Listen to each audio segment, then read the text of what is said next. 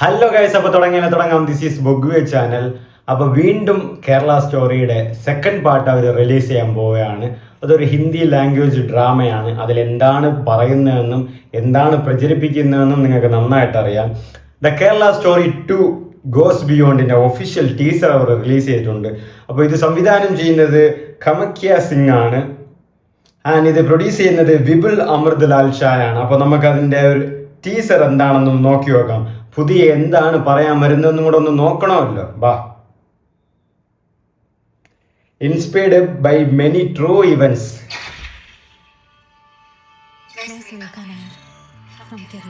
Kerala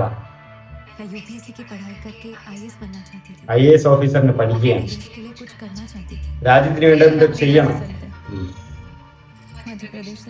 മധ്യപ്രദേശിലുള്ള javelin throw national Bharat का तिरंगा Olympics में लहराना चाहती थी. ഒളിമ്പിക്സ് കാരണം രാജസ്ഥാൻ सोशल मीडिया इन्फ्लुएंसर बनना चाहती थी. Social media influencer. ഡാൻസ് ആണ് പാഷൻ. सलीम के प्यार में मैं അപ്പോൾ ഒരാള് കേരള നിന്ന് ഒരാളാണ്, പിന്നെ ഒരാള് മധ്യപ്രദേശ്, ഒരാള് രാജസ്ഥാനിലുള്ള ആൾക്ക് സോഷ്യൽ മീഡിയ ഇൻഫ്ലുവൻസറാണ്, ഡാൻസറാണ്. പിന്നെ മധ്യപ്രദേശിലെ ആൾക്ക് IAS എന്താ ആവണമെന്ന് പറയും, ജാവലിൻ ത്രോയിൽ ഒളിമ്പിക്കിൽ കയറിയിട്ടുള്ള ആളാണ്. പിന്നെ കേരളയിലുള്ള ആൾക്ക് IAS ഓഫീസർ, രാജ്യത്തിന് വേണ്ടി എന്തൊക്കെ ചെയ്യണമെന്ന് പറഞ്ഞിട്ട് വന്ന ആൾക്കാരാണ്. ബാക്കി കണ്ടുപോകാം. സലീമിനെ പ്രേമിച്ചപ്പോൾ എല്ലാം പോയി. റഷീദ് सपने चूर-चूर हो गए. सलीम कहता है भारत की 8.5 करोड़ अनमैरिड हिंदू लड़कियां अब उसका टारगेट है. फैजान कहता है ഓഹോ. അപ്പോൾ മുസ്ലിം ആൾക്കാർ ഹിന്ദു ആൾക്കാരെ പ്രണയിച്ച് അവരെ മുസ്ലിമിലേക്ക് കൊണ്ടുപോയി തീവ്രവാദം കാര്യങ്ങളൊക്കെ കൊണ്ടുപോകണം ഒരു സെറ്റപ്പിലുള്ളതാണ്. നിങ്ങൾ സിനിമ കണ്ടത് അറിയായിരിക്കും. അപ്പോൾ സലീം പറഞ്ഞ എന്താണെന്ന് വെച്ചാൽ ഇന്ത്യയിലുള്ള 85% അല്ലെങ്കിൽ 85 ലക്ഷത്തി അത്രയുള്ള അൺമാരീഡ് ഹിന്ദു ആൾക്കാരെ മുസ്ലിമാക്കി അവരുടെ സൈഡിൽ കൊണ്ടുവന്ന് കാര്യങ്ങളൊക്കെ ചെയ്യണമെന്നാണ് സലീം പറഞ്ഞത്. ഇനി ഫൈസൽ എന്തോ പറഞ്ഞിട്ടുണ്ടെന്ന് ഫൈസാൻ, അതും കൂടെ കേൾക്കാം. എല്ലാവരെയും മതം മാറ്റിക്കണം. റഷീദ് എന്തോന്ന് പറഞ്ഞു?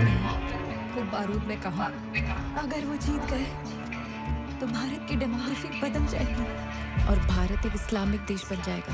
इसीलिए हमें लड़ना होगा,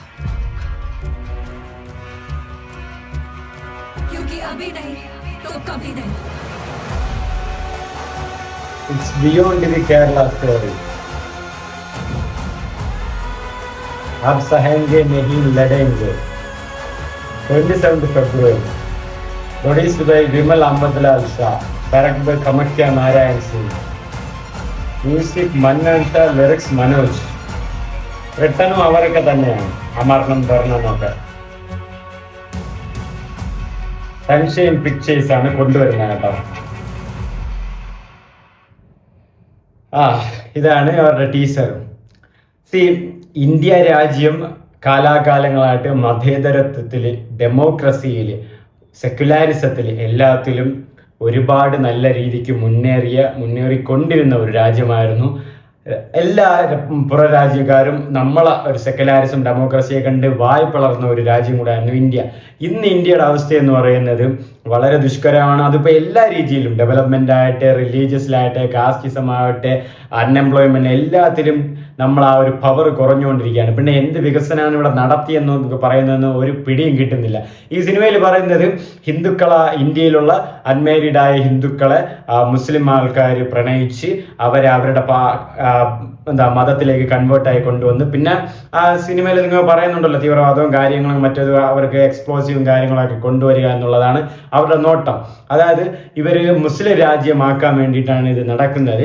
അപ്പോൾ നമ്മൾ ഇപ്പോഴേ പ്രതികരിച്ചില്ലെങ്കിൽ അവർ ഹിന്ദു രാജ്യം ഉള്ളവരൊക്കെ എല്ലാം മാറി മുസ്ലിം രാജ്യമാവും. അപ്പോൾ ഇന്ത്യ ഒരു മുസ്ലിങ്ങൾ മാത്രമുള്ള സ്ഥലമാണ്. അതുകൊണ്ട് ഇപ്പോഴേ അത് മാറ്റിക്കളയണം എന്നുള്ളൊരു സിറ്റുവേഷനാണ് ഇവരുണ്ടാക്കുന്നത്.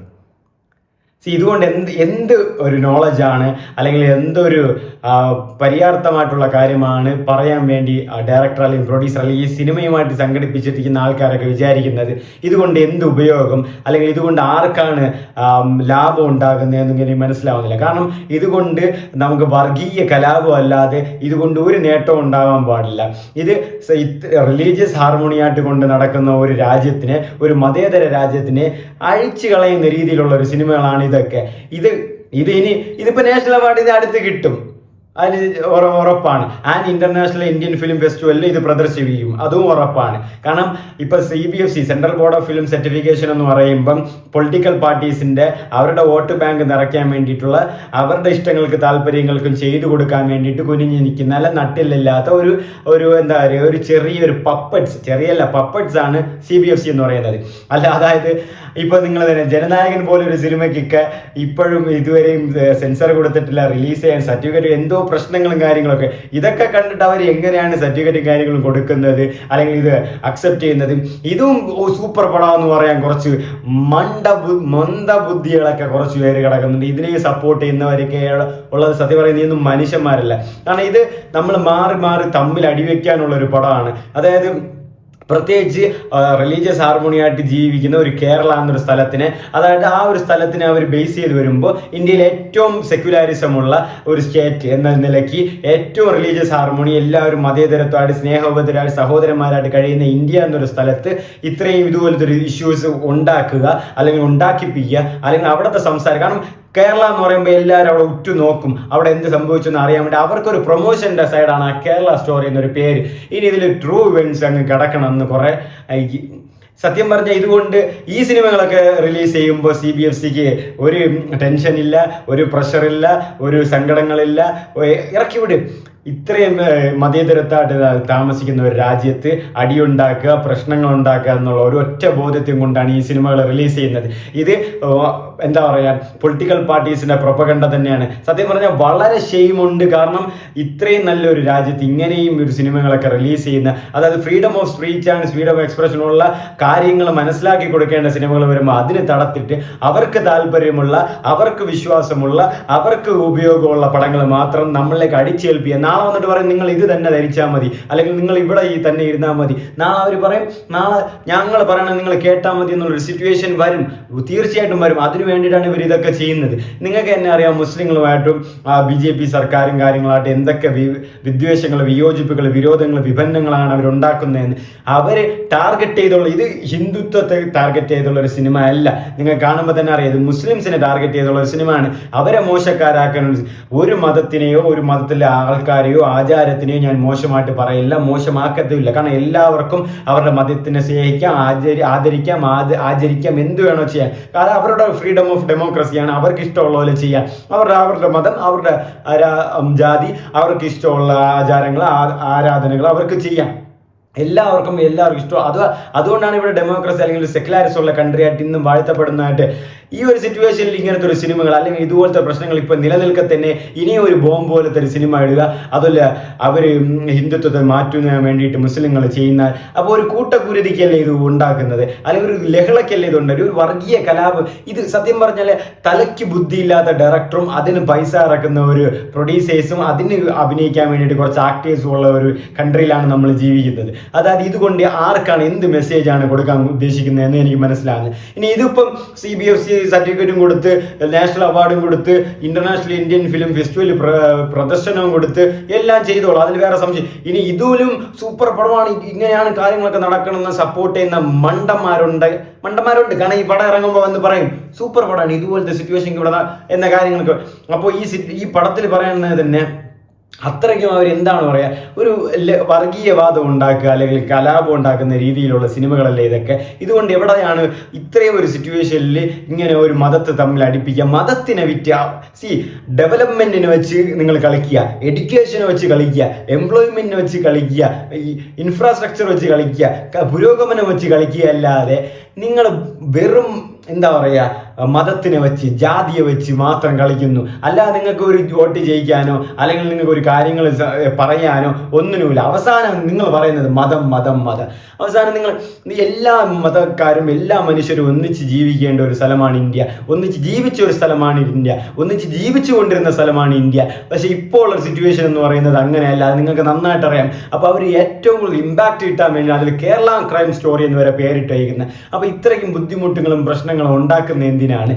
ഒരു മുസ്ലിങ്ങളല്ല മനുഷ്യരാണെന്ന് നിങ്ങൾ, ഹിന്ദുക്കളല്ല മനുഷ്യരെന്ന് വിചാരിക്കും, ക്രൈസ്തവരല്ല മനുഷ്യരെന്ന് വിചാരിക്കും, സിഖുകാരല്ല മനുഷ്യരെന്ന് വിചാരിക്കും.